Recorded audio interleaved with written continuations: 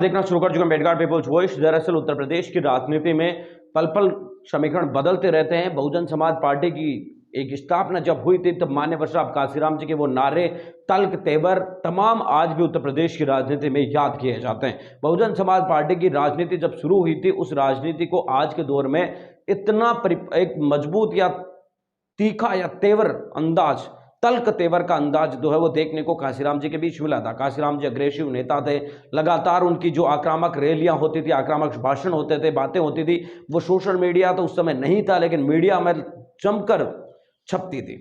लेकिन अब वो दौर बदल चुका है। बहुजन समाज पार्टी अब एक सीधे कागज की तरफ चल रही है। बहुजन समाज पार्टी की सुप्रीमो मायावती जी एक अपना लिखा हुआ भाषण जो होता है वो सीधे होते हैं, किसी भी प्रकार का कोई अलग अंदाज उनका नहीं देखने को मिला हाल फिलहाल के चलते। तो ऐसे में समाजवादी पार्टी उस राह पर जो 1984-85 के अंदर काशीराम जी चलते थे उस राह पर चलने की कोशिश कर रहे हैं। यही स्वामी प्रसाद मौर्य को आगे करके अखिलेश यादव यहाँ पर बीएसपी के नक्शा कदम पर चलने की कोशिश कर रहे हैं। स्वामी प्रसाद मौर्य ने हाल के अंदर रामचरितमानस को एक लेकर बयान दिया था और उन्होंने दावा किया कि रामचरितमानस को बैन कर देना चाहिए। उन्होंने कहा कि रामचरितमानस के अंदर दलितों, पिछड़ों, आदिवासियों और साथ ही अलग जो लोग हैं उनके बारे में, महिलाओं के बारे में भी कई सारी अभद्र बातें लिखी गई है और उनको नीचा दिखाने की कोशिश की गई है, गलत बोला गया है। इसलिए इस पुस्तक को या तो बैन कर देना चाहिए, नहीं फिर उन आपत्तिजनक जो पंक्तियां हैं उनको हटा देना चाहिए।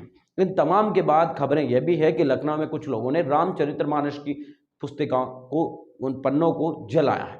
लेकिन यहाँ पर सबसे बड़ा जो सवाल पैदा होता है वो सवाल यह है कि क्या अखिलेश यादव के निशाने पर यह सब कुछ हो रहा था। लेकिन अब यह साफ हो चुका है क्योंकि अखिलेश यादव ने स्वामी प्रसाद मौर्य को राष्ट्रीय महासचिव की जिम्मेदारी दे दी और साथ ही एक कार्यक्रम में पहुंचे अखिलेश यादव ने यहां तक कह दिया कि दलितों, पिछड़ों, आदिवासियों को बीजेपी के लोग शूद्र मानते हैं और इसलिए वो मंदिर में भी प्रवेश करने से रोकना चाहते हैं और मंदिर में कुछ खास लोगों को एंट्री देना चाहते हैं। यानी साफ नजर आता है कि वो दलित, पिछड़े, आदिवासियों की, बहुजनों की बात, शूद्र वर्ण, वो तमाम चीजें जो एक बार चलती थी 1984 से 90 के बीच के दशक में काशीराम जी के दौर में, वो बातें अब एक बार फिर से यहाँ पर स्वामी प्रसाद मौर्य और अखिलेश यादव लेकर आ रहे हैं। लेकिन इसमें कितने कामयाब हो पाएंगे, क्योंकि ये जमाना सोशल मीडिया का है और किस तरीके से अग्रेसिव होंगे ये देखना बहुत दिलचस्प होगा। मिलेंगे इस वीडियो में अपडेटों के साथ, तब तक आपसे लेते विदा।